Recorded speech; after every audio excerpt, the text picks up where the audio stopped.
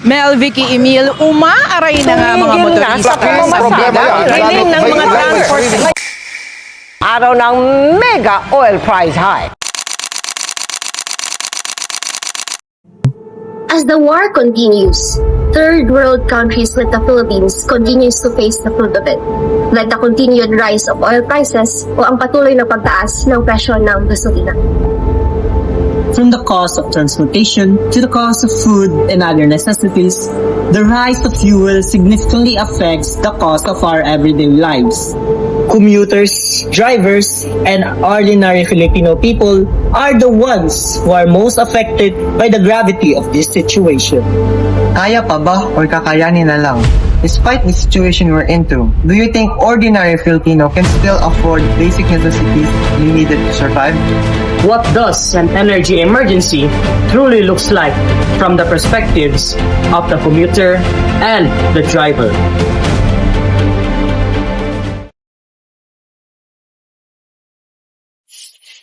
Good morning, good afternoon, and good evening, everyone. Here we are right now at Lifestyle District in Cagayan de Oro City. And today it's May 1, 2026. It's Friday, guys. Thank the Lord, it's Friday.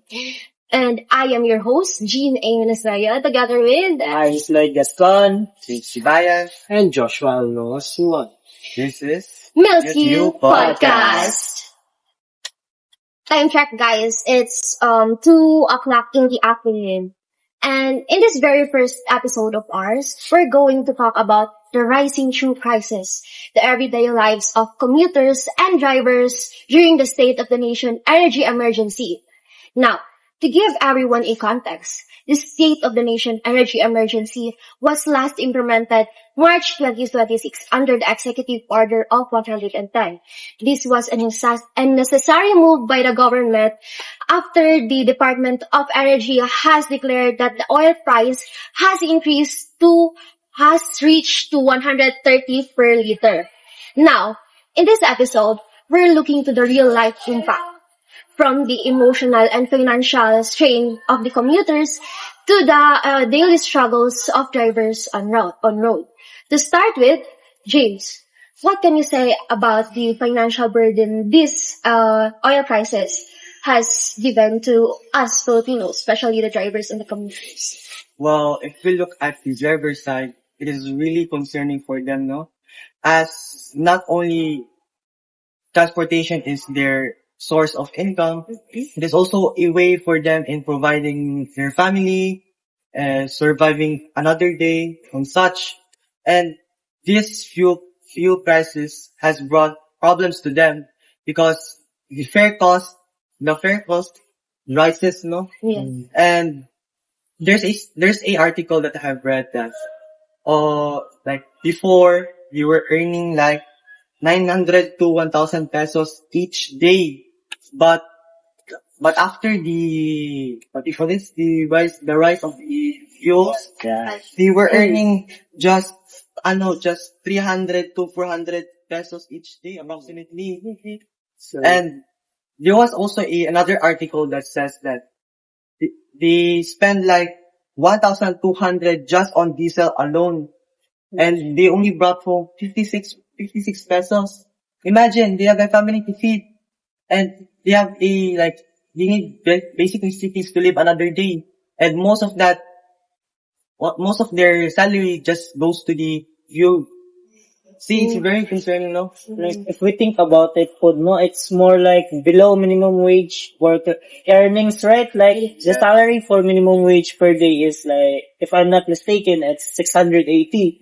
And you're saying that after that, how many hours of driving? 12 to 13 hours of driving, and they only earn 200. Oh, wow. That's, below. So, I also have an experience of this. Yeah. There was actually a time where I had a conversation between a taxi driver. The taxi driver, showed pity to the jeepney drivers. Because if you imagine, that time, the gas was like, 150 pesos, I think. And then if we imagine, a jeepney only has a capacity of like 20%, Yeah. like 10 each side, right? And if we divide, like how much, like per person, there's like 10 pesos per light. Yeah. Okay, so if we multiply 10 by 20 persons each, like how much? Then 200? 200. Yes. 200. So imagine, the 200 they earn in just like one Per trip. one One trip, trip, yeah. one trip, they only earn like 50 pesos. Because why? The 150 pesos goes to the Fuel. fuel. Oh. See, that's really like so sad to hear. And also, if we look at the commuter side, they have also been affected. Why? Number one, the fare cost. The Yeah. fare cost has risen. Like, have you have a experience where the fare Right. right? Yeah, I mean, there was a time where I think it's the start of April, so I didn't know anything pa about rising of fare, so fare hike. And all I know is that it got suspended. Right? It got suspended. Then after I go to, let's say, Pugon to go to UCP, I was shocked that ikuan ko nila of how many was that? Like 18 or 18 15? pesos. Yeah, 15 pesos. And nakas ko, Kuya, SP lang po ako. So, hindi yun, sorry do, pwedeng pa na lang doon, kayang 15 na lang just It's very for the sad. rice, kay taas na kayang fuel. And di ba it also affects the, how I say that, the food prices also, right? And like, so, what I did there is that, ginasagdan na ako. I just let Manong na paan ko niya 15 pesos instead of the regular nga 10 pesos lang. It's very sad to hear now. Yeah. There's also something we call a ripple effect that has been rising from this fuel rise. Now, do you have any insights on what is a ripple effect? Or like understanding, brief explanation on this? Do you have anything? Maybe that when something goes up, the other follows, right? Yes, Like that. exactly. Because of this fuel rise, it has also affected commuters, drivers, transportation, and families to reduce savings. And also, it has also affected the deliveries, food costs, and such. Now, if you think about it, transportation is what makes a economy or society keeps on being.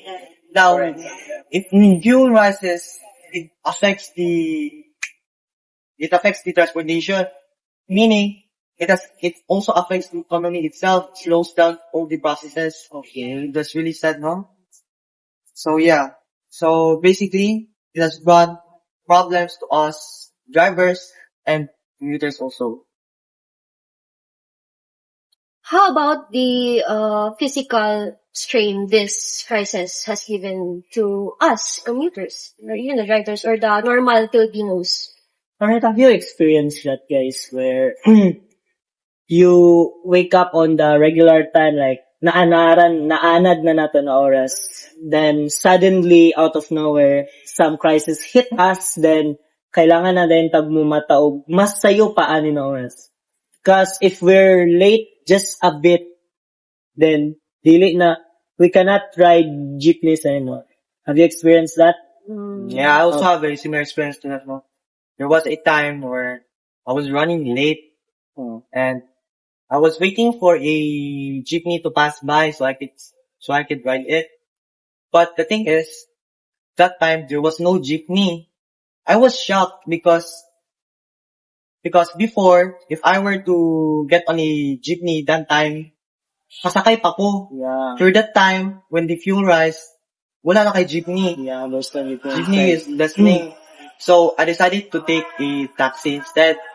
Now, sakit sa bulsa.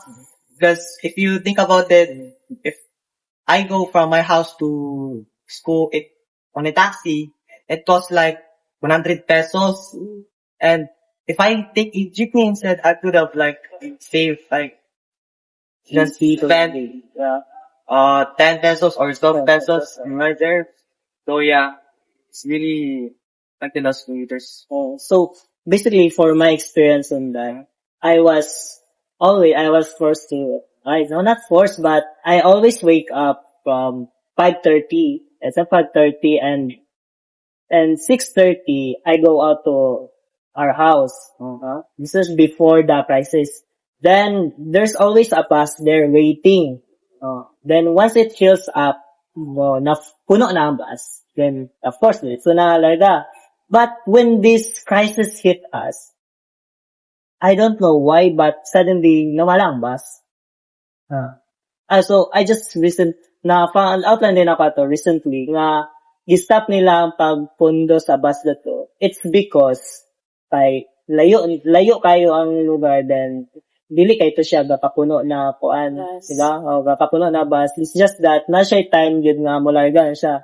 And, according din to sa, let's say, ang management nila ato, some of the bus daw ato, gamay na lang pod, no? So, unsa may ang kakuan sa itong mga commuters na wala nakasakay, o di ba, pag-abot nila, late na, di ba, if magamay na ang bus. I mean, look at Sapon Trans. I think I've read recently ang FB post sa management sa Trans ko. I think April 1. They said that they will halt their operation to the Kalaanan route. It's because they don't have, let's say that, dili enough ang gakakuha nila per day to supply all the drivers bitaw or masalary sa drivers. So that's why they stop nila. Kay taas naman po kay itong fuel, which is understandable, right?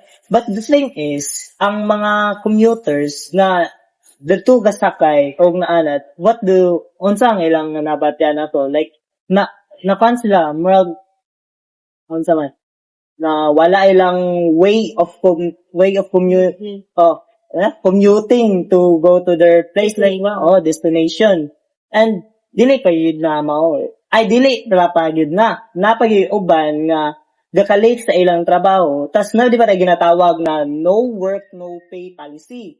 And, di ba, at our lima na ginaswelduhan. Not us, but the workers. So, pag malate lang sila, even a little bit siguro, mga 30 to 10 minutes na late, then halta sweldo na pod. Tas, gidako biya Japon ang atong kuan. Gidako biya Japon ang mga talitunon, our foods, our basic necessities. Gidako, di ba? Siya as the Rippler effects. Then, unsa man, pag sige na sila late due to wala na transportation ato, maapektuhan ang ilang sweldo. Tas also sa ato pod na student, pag sige sayo na kay mata para lang makaapas og jeep, tas ang ending wala gyapon ta kasakay, tas napoy naiuban nga jeep biya na kailangan pa mapuno, di ba? Tapos pag-abot na to dito, kapoy na kayo kay sige na tag hinulata. Then how does it feel sa atong side? Di ba, kapoy na kayo, pag sulod pa lang first day in the morning, you already felt like bugat na kayo sa atong paminaw. And besides panang summer, di ba ron? Summer ron. Then, di ba grabe kainit? Like, do you feel that? The heat in the summer, like, it's, thank God, nagulan na. But, recently itong April, kasagsagan sa April or in mid-April, it's very hot. I think we reached like 40 degrees, right? Like you've seen the forecast sa Pag-asa. It's really heat. It's really init, mainit, grabe ang init. Tapos ma-force pa taog linya. Kay wala na kayo masakyan, di ba? Maglinya mong yun na kay if gamay na ang atong if there's no enough jeep or buses for us to go home, what would happen, di ba? Kaya daga na kayong na tao na maglinya. So, unsay may tabuan na, mag-away-away na punta sa mga sakya nato, di ba? Maginiluga para lang yun makauli. Tapos then, if atong kaunaw-naon, kung makauli na din tana, unsa man natong mapuan, di ba kwanta, kapuyo na yapunta, dili na nato, we cannot do productive, we cannot do anything sa atong balay na kay, pa lang, sa ating travel pa lang, tapoy na kayo, right? And it also affects na, it also contribute na mas stress ka, right? How about the stress sa atong emotional o sa atong mental? Di ba, sometimes kay mapanon siya, again, sa akong gingon, mo-contribute siya sa atong pagka-stress na tao, no? Kay, grabe, init pa tayo, tapos, taas pa kay ang linya, kailangan pa na ito mukuhan, para lang makauli sa balay, di ba? Right? So, before I will move on from my topic, I would like to share something I would like to add on sa ating part where na magiluga og jeep lagi para nakauli ng seats. Yes. So, I have noticed no na nagdagdagan ang mga jeep karon nga especially at night nga maybe do lang mo kapansin but nanay gapatong sa atop sa jeep para lang maka utaw and kapyot is very dangerous no aside from the fast train na-post pag siya health risk no like ma-distress siya nga dili pagin maka answer ang jeepney mismo sa In case na naitapo, yes no so aside from that no may post ko siya of health risk. So going back sa akong topic, it is stress and anxiety. I will give you a little bit of let's say what is really happening right now, an update. So, as of right now, nagsuroy ko, yun na, sa mga gasoline stations. Thank you Lord, naabot na lang siya o 70 yeah, Yes, I noticed that, no? From 90 to 70, which is really a good thing, right? Dako ko siya nga decrease, pero ako pagyapon ano. May na lang unta nga magkaubos na lang yun siya. Ito balik lang sa 40 sa una. Katulog mo sa 40 The normal, yeah, the normal. Yes. Yes. So, also, sa update din pa sa Iran and US war, no? Nakadong naman siguro mo nga na-open na balik ang Strait of Hormuz. Hormuz. Yes, that's why balik na ang mga gas, sulod na ang mga imports gikan sa other countries. Yes, sulod sila. But, limited lang. Dagan pa kayo mga chinchi lang ang mga yes. Sa una, di lagi siya pili nakasunod. That's why they had to take another route, no? Turnabout para makasunod lang years Philippines. That's why mahal ang last prices, no? Yes. So, coming back to stress and anxiety, no? Dili lang kay sa financial strain makahatag ang increase sa gas prices, but also sa mental aspects sa tao, no? So, nakita actually sa isa ka study in 2026 sa Central Luzon, no? Na show siya nga, fuel prices na fuel hike price na it significantly affects decision-making and daily decisions. So, what does that mean? Tungod sa presyo sa gasolina, apektuhan ang imuang mga pag-desisyon sa everyday life. So, you gotta consider kani ba siya ng option mas makalesen makuani or kani siya ng option mo makales makuani. Kay if you are not thinking about like that karon nga katong at times dagas pa mga gasolina ma-apektuhan gid ka like makulangan gid sa budget na gid kayo imong kwarta kaya trita ng budget. It is not only affects sa imong physical nga ginagawa but also sa imong mental. Yes. So actually, sa driver's side food, problem yung sa abang gamay na lang yan ikikuha, makuhaan siya sa gasolina nga dahil, no? So, ang gibuhat sa gobyerno actually, naa sila yung program na bitawag na walang gutom program.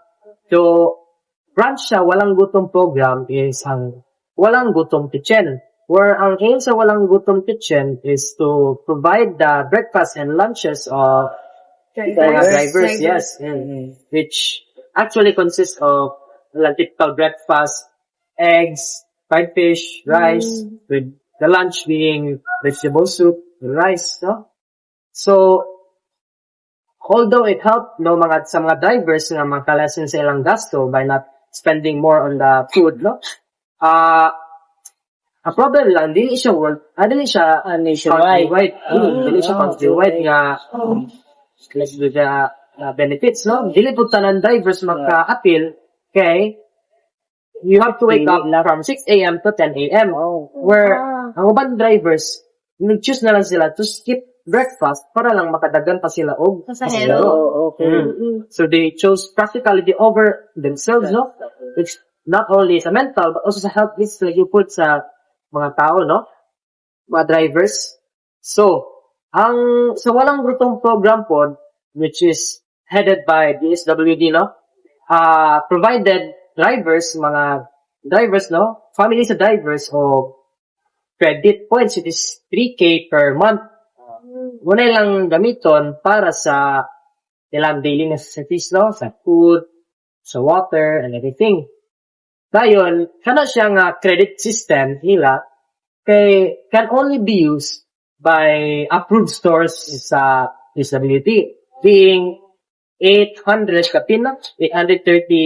stores nationwide ang na-approve na sa DSWD na stores na makagamit sa kanang credit system. But, ang problem lang, nakita na ito dito sa Cagayan de Oro, wala pa known sari-sari store na approved sa DSWD dito sa Cagayan de Oro. And ang only na approved lang is ang Tugon Public Market. But, you cannot buy everything you need to this Tugon Market, no? Makapalit makagtambal sa Tugon Market, pati show. Nabay, pumiling tambal.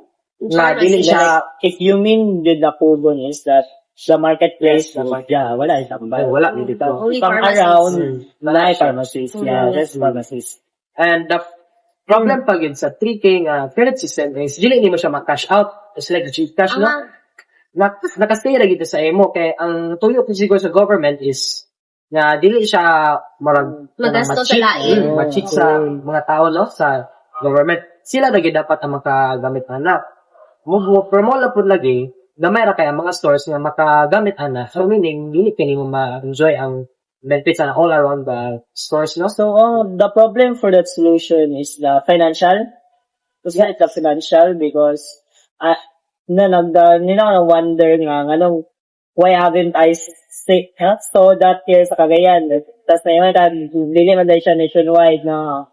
So, ban lang, ang hapon lang is, mura na siya kuhan na lang, like, pili na ng mga driver ang matagana na niya? Or in a specific Pero area? Josh, let me ask you, where did this walang Walang gutong program is implemented already? When? Where Where? specifically Saan? allocated? Yeah. Actually, it's implemented na in Luzon, no? Okay. Manila, Batangas, no? Dala dito, kalap na dito, where mostly sa mga stores dito na sa Batangas area ang daghan na approved. Pero lang, wala kay dire sa Mindanao pa. But the government is trying its best daw po, no? To really implement that system dire sa sa Cagayan de Oro. Alright. Yes, so aside from the 3K, no, they are also given 5K. 5K for... Is that a fuel subsidy na? Or not yet? I think you can call it fuel subsidy, but other drivers might choose to use it for other necessities like food, water, no? But it is labeled as fuel subsidies, no? Okay. But the problem lang, kay dili siya permanente yatag. In fact, it's only given once per family, no? Kana nga 5K. Pero may na lang na 5K kasi wala, diba? Muna lang atong thinking karon, may na lang na 5K kasi wala. But isn't that an irrational solution for this crisis? Like, we can think for the A long government, no? A long-term solution for that. Not just giving out fuel subsidies for the family. Like, one possible solution could be, let's say, put a cap on the gasoline prices. Yeah. Actually, I have read something like that, no? Na why can't the government put like a cap on the gas prices, no? Actually, ang reason daw sa akong nabasa is because we are living in a deregularized market. And the Philippines is living in a deregularized market. So what is a deregularized market, guys? A deregularized market is a system, no? In a market, in a economical system na ang mga private companies they can change their let's say prices however they like. no? Ang mabuhat pa rin sa government is tanaw nila kung gabi na suspicious na ba kaya ang pagtaas sa presyo or unreasonable na ba, wala nila mabuhat. But they can't stop them from, They can control. yes, they can stop them from Rising their changing. prices. Yes. Pero there is what we call SRP or Yeah. suggested retail price. Mm. So how does that help to the one? I think suggested retail price has the name suggests, no? Suggests retail price. So this is the baseline of the prices, no? Then I think wala siya nag-include sa profit of a company, no? Let's say if a suggested retail price or something is 10 pesos, then the company buys it in that suggested retail price and resells it, you might put its own profit, like maybe 3 pesos, so that object or that thing na yung ginabaligyan na is mapot like 13 pesos. And as ginapalit na po siya and gina-resell, magkataas na prices to meet up with yung silang ginapalit, di ba? Kung dili ka magpataas o presyo tapos 13 pesos, baligyan rin pa ni mo 13 pesos, wala kay ganansya. Okay, profit. Wala kay profit. So, mo po na problema no sa tuas sa nang so, sa unta man, kung dili po sila magpataas sa profit, wala po sila yung Handling for the business aspect, no? Malugi sila. Doesn't we consider oil and fuel basic necessities? Right? It's, nabuhay ba ito kung walang fuel? I mean, for today, no, modern, it's not as important as food and water, but without them, no, okay, mapiktuhan yapon ang presyo, kibali sa food and water. As kung wala ganitay fuel or mahalang fuel, magtataas po ang presyo sa food and water. So, maybe not a basic necessity, but it's a necessity, nevertheless. No? Yes. So, going back sa driver's side, let's talk about the commuter side. So, how does it affect us commuters? No? Naka-notice na to, di ba? As inyong testimony Nina, na ranging from 15 pesos to around 20 pesos na siguro ang 30 fare, yeah. 15 to 35 ang fare sa jeepney o sa bus, no? Especially sa mga lagyong nga lugar, no? And in one month, no, if including Saturday, wala excluding Sundays, mag-commute ka, is 360 ang imuhang one way. Papalit na po, another 360 for the whole month. So, it's around, 360 plus 360 is equals to 720, no? Then, an average, 720,000. 720 pesos. Ay, 720 pesos. Yes. At when 15 pesos na naman na siya, minimum ng 15 pesos ang wage, not including kung double ride or triple ride or increase per show. Wala siya ang base minimum, no? Sa imong pwede magasto, 720. And an average salary of government worker, no, is 18K to 25K. So, although makita na ito nga, kung significant naman tayo ang 720 pesos, no, sa 18K, but that 18K could also mean let's say, 1 week worth of food, 1 week worth of water supply, no? Mabayaran na nimo ang deal sa 720. Mabayaran na ba ninyo yung deal sa 720 pesos? So, food. Depende. Pero, dili naman po ang government workers ang nakapekto. We also have our private sectors, diba? Our minimum wage workers. Sakto, no?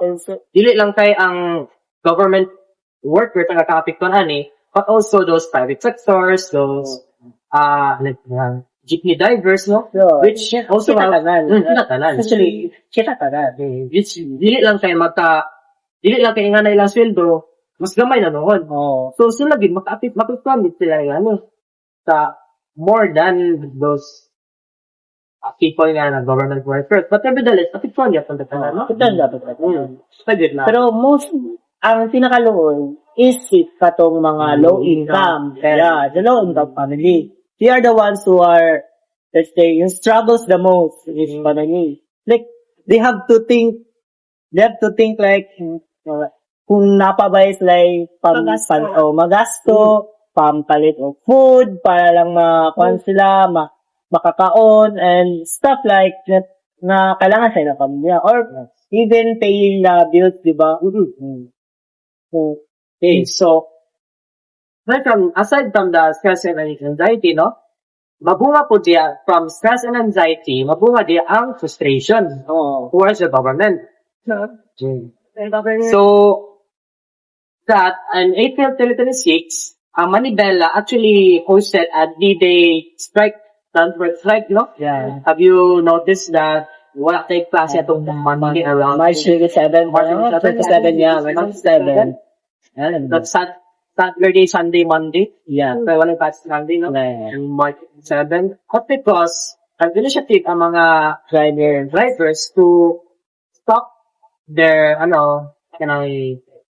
mga kahero, dahil nakita nila gabi nagtitaas, yun nila makaya ang presyo. So, kibali, ang ilang pag-stop sa ilang driving is the way to voice out their concern about this. But, in my personal experience, no, nagtukaya po na ako nga nagyapoy jeep. Nagyapoy mga rela and everything. Boss, na-operate ito sa Grace na kagandi, or at least. Ang nakita na nga reason, because it shows to be more practical, no? Praktikalan na lang dito. Or maybe, that's the only way, that's the only way they can feed their family, the only means to survive. Oh. But despite this hard work throughout the day, they still earn less, no? Yeah. Work, no? Nga nagapun sa kadaggan, na sila na lang i-operate. Dili man po pwede nga, sakit na lang yung pinsana para lang tagan na kuha ka pasayro, no? Bawal po nata. More bigyakin to. More na lang daily nga way. So at least na lang lang, nagyapon pa rin makakita ng family. Pero, more, magyapon lagi. Dili gyapon nila. Bottom line, dili gyapon nila. Yes. Bisag na ako sila yung mapakaon, dili gyapon nila. Yes. So, kanila. So, also, no, ang sa pag-strike po, so, nag-strike po sila, kaya sige na po urge ang government sa ila to switch into modern vehicles, no? Because they think modern vehicles is more cost-friendly, more effective in the long term than these.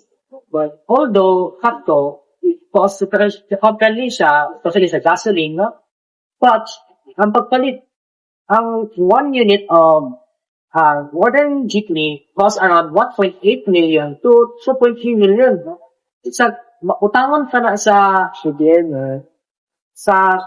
gobyerno or sa tao mismo kanang driver, driver, hindi po na niya mabayaran in 15 years. Yeah. So, magpaputang pa na siya. And kung mag-utang na siya, utang man niya pag-pay ato ng utang. Utang na po siya.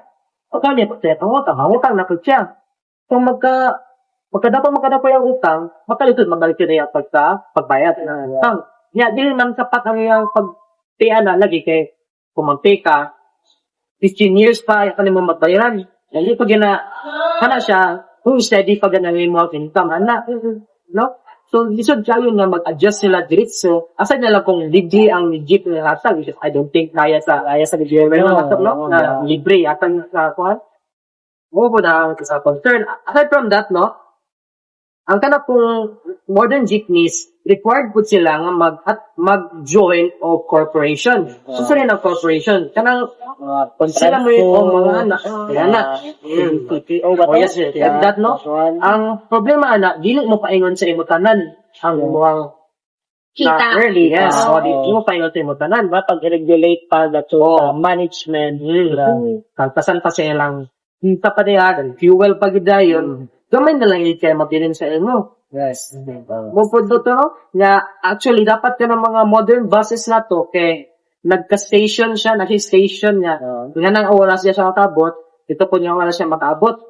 It is siya nang structuralized na dito, ang system na, yes, organized na dapat. Pero, ang nakikita bukaran, they act as Normal jeeps. Normal jeeps, nagyapon, modernized vehicles. Because I think, magka-benefit yapon sila ni, kay kung dili sila wala may makatag sa ilang kanang kwarta gapon nga gikan sa gobyerno, Kasi sila nila mga itagpamahagi sila, galing nga makakuha sila o more kwarta, no? And they earn more by doing such as kanang mga jeep nga pasutoy sa dalan para makakuha ng pasahero, no? Nga kabantay mo na yung jeep niya matagtin, marag na Fast and Furious na gano'n. Right. Alam nga Pero mga jeep. matagak daw. Pasol na. Na-experience pa na. Kulpa na lagi. Hindi pa makapos sila. Pero, Wala kulpa na. na. Sa Murag, ba't hindi nakaabot Ihi na, kaihi na. Nga na po lagi. Pero, ang maunawalan po nato, so, ang ginawa natin sa driver, magpaspas na, kaya pa din ito mahilugan. Pero, so, they put their own life or other people's lives on the line, no?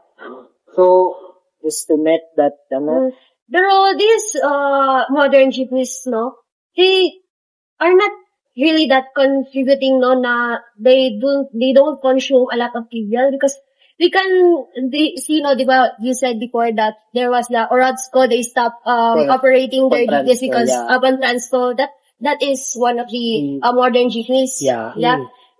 They're like just the normal jeepneys. No, there was no innovation. Like they really are saving up using that modern jeepney because that modern jeepney itself is costing so much. They are consuming a lot of fuels also. No? Although, no, ang isa po sa benefit sa isa ka modern jeepney is, lagi ito, cost dependent siya, kaya magka-consume siya of less gasoline per meter kadagan compared to old models sa jeepney kay kasagara sa tong jeep karon kay karaan na wala pong engine model karaan na pod which kung karaan na gani mong engine model kay in most cases kay dili siya cost effective when it comes to consuming gas. Bantay mo ng mga karaan kay mga sakyanan nga pila na ka litro na makuha niya liter of gasoline, no? Yeah. Ato po, awisan nga, dagkog aso, uga sa jeepney, no? Which is, solusyonan po, punta sa kanang modern jeepney. Gamay na lang gina-consume gasoline na, gamay na lang siya ginabugang kuhaan. But, wala gito. It is, lisod paliton. Sa gipaligya pa nila ng jeep, magkuha pa sila kustang, lisod paliton sa isa ka mere nga driver, no? Basta ang condition. Yes, ang sa jeepney. So, guys, kabantay mo nga, naman to yung one time nga, example, taas, diba, 40. Ang gasoline prices, 60. Uy, taas siya. Yeah, pagbata na itong kalit naman lang na ba itong 80? Dako kayo ang ambak. Gabi ang surge. Gabi kayo ang pagkaambak. Actually, mo po ni ang i-reason out ni Marcoleta, no? Ang Senador Marcoleta sa ang iyang press hearing sa Senate. Naana siya nga, nga naman nga, kana nga price ang inyong gihatag sa new price sa gasoline, where in fact, kana ilang pagpalitan ang gasoline nga old, kay baradura. Kasi one of the reason that I think I remember there was protest sa gas company, like sa atong Petron sa Manila. Is that one? Yes, that was actually one of the reasons po, no? Aside from those Manibela lagi drivers nga protest, katupod siya, nakita po to ni Marcoleta, nga nung unfair kayo, pangwarta sila sa tambayan, yes. So, mo po mga tao nag-protest dito sa headquarters dito sa Petron. But actually, sakto man si Marcoleta. Kaya, mag-unfair, kita sa anto. Pero, wala niya nabantayan niya ang pagbaligya sa oil prices, no? Sa ato, kay dili siya nga, ang say presyo ni pagpalit ni mo mo pa rin yung pagbaligya. No. Ang pagbaligya is like this. Kung palit ka, for example, 13 pesos. Palit niyo, birinis mo. Nagpalit na po kang bago, 16 pesos. Pagpalit mo, ang imong ipresyo dahil sa mundaan, 16 pesos na, aside from, not just 13 pesos. Yan naman. Because this is actually called, that is something, term siya sa mga company, no? Ginatawag nila nga. Kasi ang yung core is, kung di sila mahal o palit, mahal sila, hindi sila magmahal o palit, ang may tabo, kaya wala na sila Kita. profit. Dili na po sila makapalit o mas mahal pa dito kung kasumutaas naman. Okay. For example, kung magbaligya sila 13 pesos, yan, napalit sa 13 pesos sila po nilang baligya, kaya may stock dito. Kung saan nila pag-replenish yung ilang stocks, yan ang baligya na for 13 pesos. Where in fact, yung nasa market is around 16 pesos na. So, gamay na lang ilang makuha, gamay na lang po ilang profit. Aside po no, di-calculate po ito ni Marcoleta na po na niabot of 3 billion every day. Ayan, 3 billion every day ang profit sa Petron only. Sa Petron ilang- gas station, ilang company. Sa kaning itaas ng gas prices. But he failed to see no nga ang 3 billion dili siya nagpasabot niya dako imong kita overall, dako pud imong ginansya per liter. Kaya actually ang limit ra gid sa kanang gobyerno kanang SRP niya nga profit is actually 1 to 3 pesos ra gid per liter. That's why niabot og 3 billion kay daghan man sila og kanang branch Branch, yeah. world nationwide with also daghan po ng gasolina sa ila. That's why nabot ng 3 billion per day. Pero ako na kung nga na man lang ganing, why not decrease at like example from 1 to 3 pesos, ilan lang yung profit? Around 0.5 to 0.7 pesos na kanang mga gasoline prices. Nga na.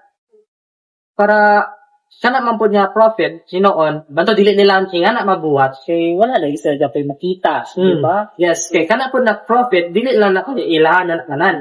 Atod pa na nila sa ilang gasto pagkuha sa gasolina, import, Service. pagpahatod pa sa gasolina. Magkagamay pag yun na siya. Antod, gamay na lang parang ilang. Kana pag yun ka na, hindi na pag nila magamit nila mismo personally. Kaya ila pa man ang maintenance, ilang pagsuroy pa nila, kita nila kung okay naman sila nga branch dire, na yung mga problems. Sumupod lagi, we are, kanang affectuhan yung Japon tatanan sa dagko nga mga company down to the smallest of drivers, no? Okay, so, moto no, nga ako ang point, just dili lang kayo sa physical and the financial problems ang niapot ang gas prices hike, but also, ni apektuhan po siya sa ato ang mental o psychological, maybe, kasi, something like that. Kaya, mo lang ito, magka-strain ka, sige, guna-una sa imong budget everyday. So, yeah, more to sa akong about sa akong topic na. So, I will give the floor back to you, Jean. This oil crisis right now is not just affecting us physically but also emotionally. Have you ever seen the short film by Joseph Saverio entitled Gasolina. Yes. Holiday. What can you say about that, guys? Actually, it was a very thought-provoking film, no? It shows the everyday lives of a delivery driver, which is, of course, the father, no? Has 3 sons, then the one is, the oldest is not that helpful, like a burden to them, sakit sa ulo. Ang middle child is have more discipline, tas ang younger is still studying, yeah. But, to deep the understanding lang sa tanan, no? The short film, again, is about the delivery driver, ang iyang experience sa pagtaas sa gasolina. Yeah.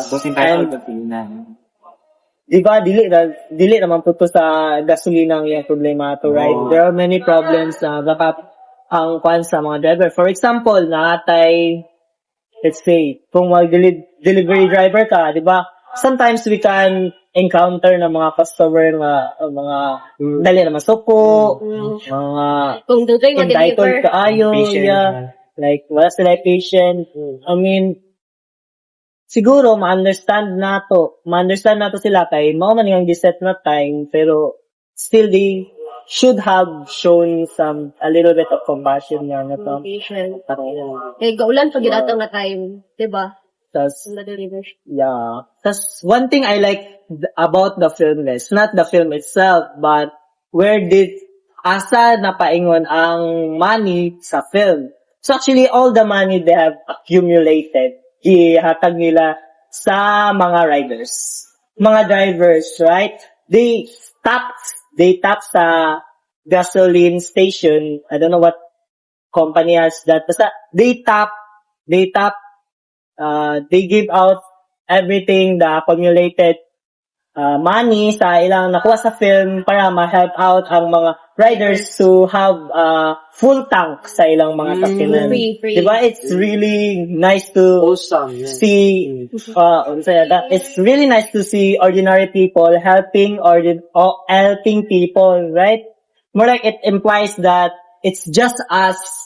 Kita na lang ang magtinabangay sa isig katao, I also right? like saw something on the internet like Dionela was involved in that. Oh yeah, Yeah, Dionela, the one who sings musician. Marilang. Yes. Yeah. So he also gives Contributed. out contributed to that. He gives out like how many was that?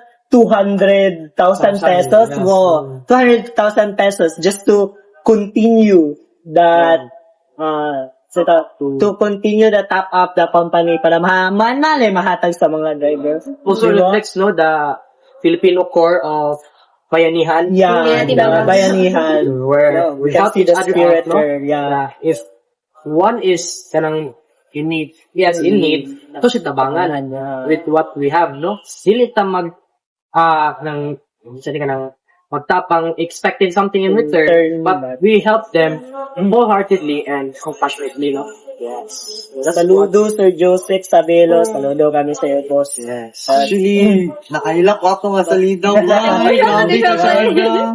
Yeah. Kanang, it reflects the current prices of the Philippines, like the gas prices. What I've said earlier, that the mostly drivers that involve transportation is like their earnings goes to mostly the fuel. And if you watch the short film, ang earnings sa Papa is padulong sa gasolina. And we can see there that every day, hinay-hinay yung taas ang yeah. gasolina at go. That's pangit. Like, ang the-ending was so tragic. So sad. The father died. Spoiler alert. Wala ba din yung natanaw, guys? So, after that, no, we later found out that may complication or disease daan ng father. But in that short film, guys, do you think it has something to do with government, like in That political aspect?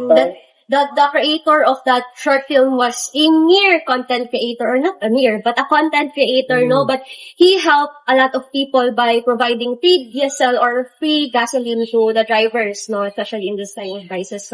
So Nagpanabuhan. yeah. Yeah, How about the we can government? think more na, just like what Suwan said, no, they have more than the government itself, no? Which, that should be the job of the government, right?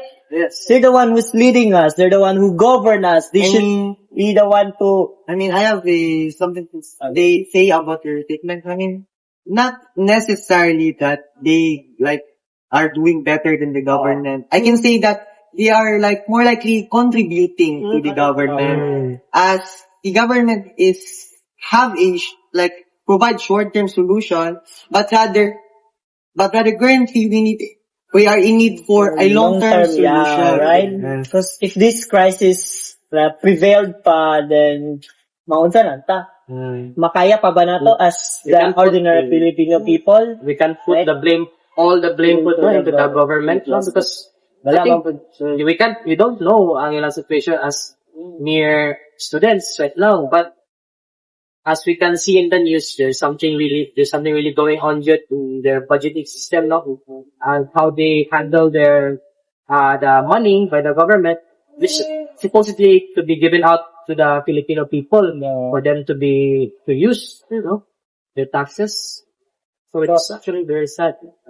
But a follow-up question is not really related to that. Do you think Philippines is poor? Like, I just recently an article. It's about us being top 5 and most natural resources. Having most. Having most natural resources. It's just that I think where our problem is that the one we choose to elect, guys, is not that, how can I say this?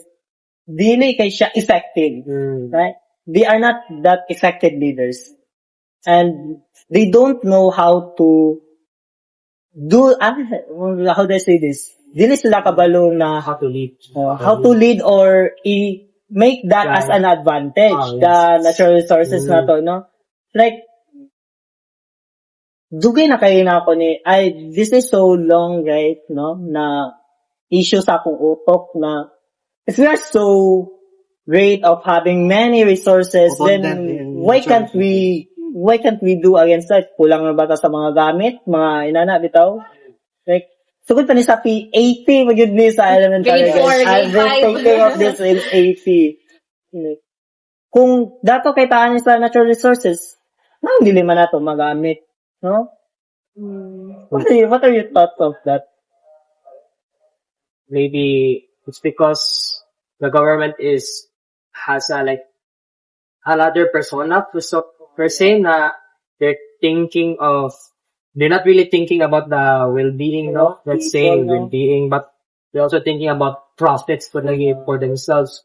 Ginatanaw nila kung ano sila ginansya po ayo while covering up by saying they're helping us something by introducing short-term or over long-term solutions, no? Investing more in the short-term rather than the long-term. They are labeling it as, let's say, helping for others, but actually they are more of thinking about the money yapon. Tas as Filipino people, kay gakabuto ra gyapon paana. Like, muratag, we have what they call debt of gratitude sa ila.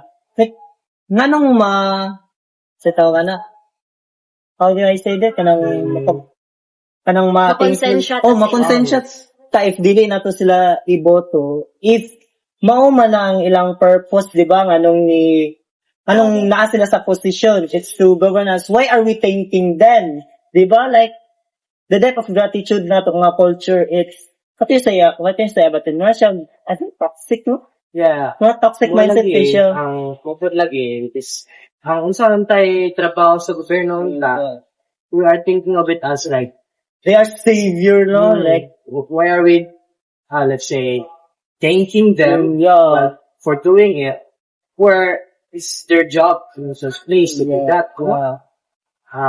Like unsa ba ang kapal ng mukha. Tulad lang, no? right?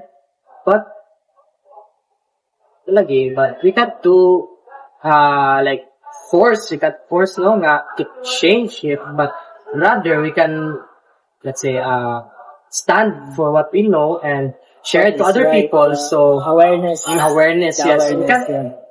It is not ethical food to na magwelga ka diya sa but welga. But rather let's go for the more peaceful approach, no, by spreading awareness to other people and for hope for a better future. So coming back to Talking about the government, no? If this crisis will continue, what will happen next? Are we really prepared? Are Filipinos really prepared?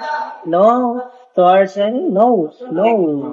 I think not, no. I don't think if this crisis still prevails, no? Really, bye. Because Hindi kaya. we can't really bigay ato kaya kay I think heard in the news nyo na ang Philippines good ang first nga nag-state of Energy emergency, right?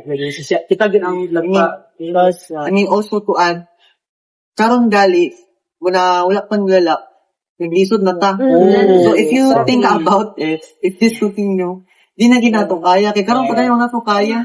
Tapos, besides atong peso value, di ba? Kagamay na siya. Na history, this is like, muna ning pinapagamay nga piece of value, the lowest piece of value we can think of. Then, may ka-apekto na siya sa atong economy, sa atong Then, di ba? I read recently nga, our goods kay imported, right? Most of our goods are imported. Then, if gamay ang atong piece of value, unsa may mabata na? Like, mahal na po ang mga kuan. Mahal na panaliton. Mahal na po ang mga pamaliton. Because I think po, no, one of the reasons why important na lang atong mag-booking na lang kay we're not supporting The local. Magtarong lang ita, like, ato lang yung atakan sila o proper roads, proper equipment, no? Nga mga dalan, nga sakto, leading to the market, from farm to market roads, no? I think it was actually initiative by more of like work in FTRRD. Duterte? Yeah, former president. Farm to market road. Or what was it? By Marcos. There was a president, no, who took the work of, say, innovating or like fixing the roads from farm to the market so that the farmers can, say, matod nila kanang goods dito sa market. Kaysa mga laptop na lang. Kung usap ko na sa mga laptop po. And I think po, aside from roads, karon po, relating sa atong gasoline prices, magkalisod po ang farmers mga po, tungod kay mahal na po ng I really do think that Philippines is a really great country. But it has a very large potential if you think about it. Like, imagine we all have this abundance or richness of natural resources. Yes. We have locals that are very, masipag. Yeah. And we have a very great culture, no? It's just that we need to pull the potential out of this country. The one who governed us, it's not that effective. That's all I can We are say. not called Pearl of the Harbor. She is for For nothing. no reason, right? Actually, guys, you can answer that question earlier. Are Filipinos really ready? By observing, as what you said, as we observe our surroundings, we can see that, guys, we're not really ready. Right? Even though the government is saying that we are prepared, we are not really prepared, guys. Yeah, correct. So, let's say, what can we conclude about what is happening right now with our topic? So, I think it all boils down to the question, kaya pa ba? To those voices that is left unheard and but felt throughout the nation.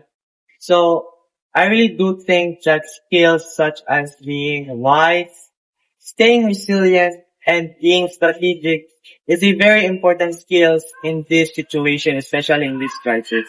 Alright, speaking of wisely, guys, for this upcoming May 2028 election, let us choose leaders who are passionate and can lead us very well, that is very effective, that can think of a long-term solution rather than short-term solution in this time of crisis.